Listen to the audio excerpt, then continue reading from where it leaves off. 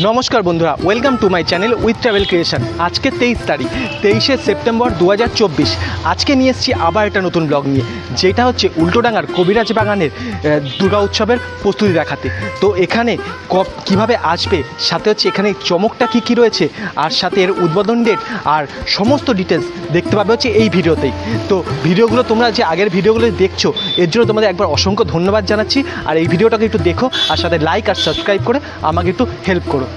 তো বন্ধুরা, এই কবিরাজ বাগান আসবে কি করে এবার জানিয়ে রাখি। আসতে হলে এই বিধাননগর স্টেশন থেকে এই রাস্তা ধরে সোজা 1 কিলোমিটারের মতো হাঁটা পথ আছে। আর এই গীতাঞ্জলি যে ঘড়িটা দেখতে পাচ্ছ, এই ঘড়ির থেকে ঠিক ডান দিকে চলে যাবে, মাত্র 350 থেকে 400 মিটার দূর আছে। তারপরে পৌঁছে যাবে হচ্ছে এই কবিরাজ বাগান দুর্গা উৎসবে। তো চলো এবার কবিরাজ বাগান দুর্গা উৎসবে গিয়ে ওখানে দেখি যে প্রস্তুতিটা কতটা চলছে। বন্ধুরা, প্রবেশ করতেই দেখতে পাচ্ছি যে বাঁশের তৈরি যে স্ট্রাকচার, যেটা প্রবেশ পথ, সেটা কিন্তু তৈরি। আর দেখতে পাচ্ছি যে হাওড়া ব্রিজ ওঠার যে রাস্তাটাও কিন্তু তৈরি হয়ে গেছে। আর এই রইল হচ্ছে কবিরাজ বাগানের যে তোমার ক্লাবটা, সেই ক্লাবটার তার অপোজিটেই কিন্তু এই প্যান্ডেলটা তৈরি হচ্ছে।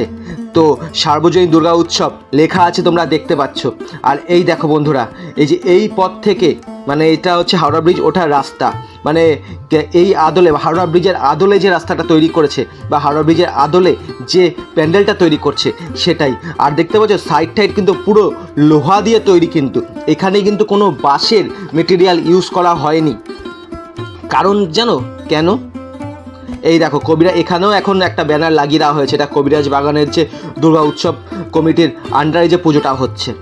আর দেখো এই যে লোহাটা, আর দেখো এই যে তোমার ওয়েল্ডিং করে এইগুলোকে জয়েন করা হয়েছে, যাতে কোনো রকম কোনো দুর্ঘটনা না ঘটতে পারে। এই দিকে যেমন সব প্যান্ডেলই দেখতে পাচ্ছি খুব সুন্দর করে কাজ করছে এগুলো। আর এখানে আস্তে আস্তে দেখতে পাচ্ছি আমরা কি হলো, যে কাঠের তৈরি যে কাজটা আছে, সেই কাজটা শুরু হয়ে গেছে। এখনও কাপড় লাগানো শুরু হয়নি, কিন্তু কাঠের তৈরি কাজগুলো শুরু হয়ে গেছে, অনেকটা কমপ্লিটও। আর দেখতে পাচ্ছ বন্ধুরা, এই যে আমাদের হাওড়া ব্রিজের আদলে যে হাওড়া ব্রিজটা তৈরি করা হয়েছে, আর পেছনে রয়েছে আমাদের দক্ষিণেশ্বর কালী মন্দির। আর আমরা এসছি হচ্ছে দেখো এই দিকে রাস্তা দিয়ে এসছি। আর এই যে ব্রিজের ওপর দিয়ে উঠে, হাওড়া ব্রিজের ওপরে উঠবে, আর উঠে ওই দিক থেকে নামতে হবে, নেমে তারপর যেতে হবে হচ্ছে আন্ডার ওয়াটার মেট্রোতে, তারপর মায়ের দর্শন করতে যেতে হবে। তো এই 3টে থিম বা 3টে জিনিস একটার মধ্যে করা হয়েছে। তো চলো বন্ধুরা, এবার ভেতরে ঢুকে দেখি যে ভেতরে কাজ কতটা এগিয়েছে। তো বন্ধুরা, এই যে এইখানে হচ্ছে মেট্রো তৈরি হচ্ছে, আর এই মেট্রোর, আর এটা হচ্ছে স্টেশন, যেটা হচ্ছে আন্ডার ওয়াটার মেট্রো আমাদের কলকাতা। তো সেই হিসাবে এইটার স্ট্রাকচারটা তৈরি হচ্ছে, আর এইখানে দাদারা কাজ করছে। আর ঠিক এই মেট্রোর দরজা থেকে বেরিয়ে দেখতে পাবে হচ্ছে এই আমাদের ভবতারিণী মন্দির, মানে হচ্ছে দক্ষিণেশ্বর কালী মন্দির। তো দক্ষিণেশ্বর কালী মন্দির, সাথে হচ্ছে কলকাতা মেট্রো, আর সাথে হাওড়া ব্রিজ, 3টে একসাথে একই জায়গায় প্রতিস্থাপন করে আমাদের দুর্গাপুজোয় নিয়ে আসছে। তো চলো কোনো একটা দাদার সাথে কথা বলে দেখি।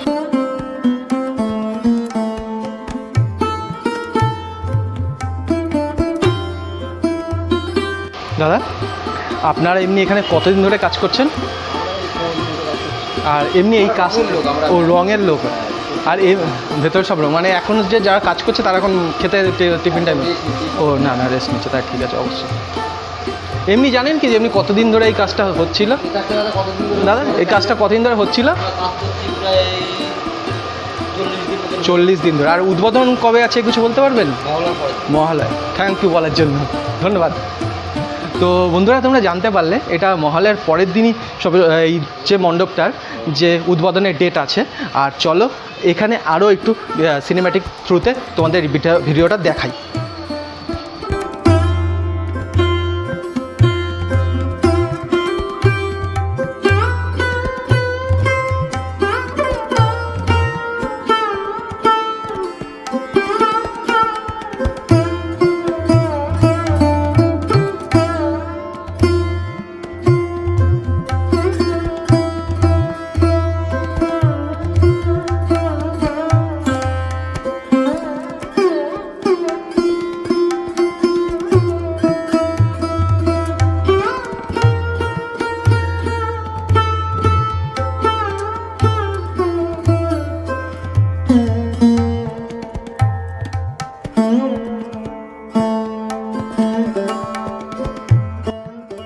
বন্ধুরা দেখতে পাচ্ছি আমরা এই মেট্রোর ভেতরেই যে মা ভবতারিণী মন্দিরের যে ওপরের যে স্ট্রাকচারটা যেটা রয়েছে সেইগুলো কিছু কিছু তৈরি করে রাখা হয়েছে, আর চারিপাশটা টোটালটাই সাদা রং দিয়ে প্রাইমার করা হয়ে গেছে।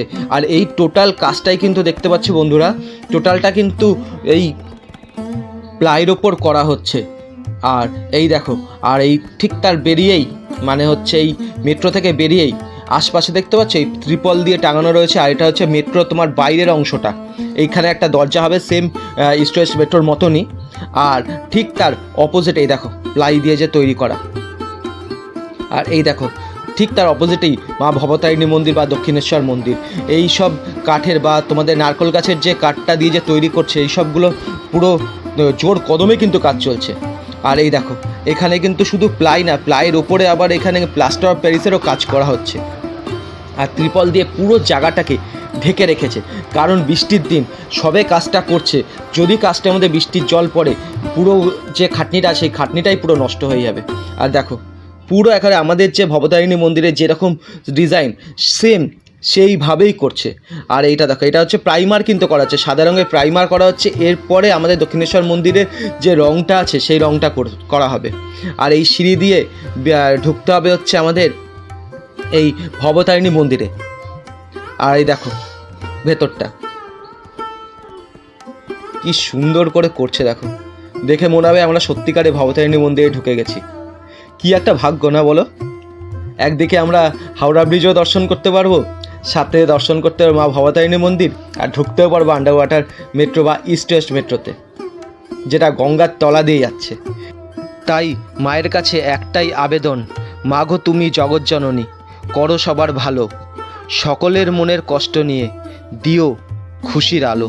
কারণ জানো বন্ধুরা, এখন যা সিচুয়েশান, মায়ের কাছে আমাদের এই একটাই আবেদন রইল আরও অনেকের জন্য। আর দেখো বন্ধুরা, এই যে লাল রং করা হচ্ছে এখন, আর এই দিক থেকেও একটা বেরানোর পথ রয়েছে, কিন্তু দাদারা বলতে পারলো না যে এই পথটা কিসের জন্য, তো বেসিক্যালি বললো না, কেন বলতে পারবো না। আর এইখানে হচ্ছে মা দুর্গা প্রতিস্থাপন হবে। আর এই যে রাস্তাটা, এটা আমিও জানতে পারলাম না, তো যদি তোমরা জানো আমাকে একটু কমেন্ট করে জানিও। আর দেখো দাদারা কত কষ্ট করে এই যে উঁচুতে উঠে এই যে রঙের কাজগুলো করছে, এর জন্য অবশ্যই এই শিল্পীদের জন্য একবার শিল্পীদের কিন্তু ধন্যবাদ জানিও। কেন হয় যে আমরা যেমন খেটে টাকা ইনকাম করি, ওনারাও কিন্তু ওনাদের এই যে কাজের ওপরেই তাদের ভরসা।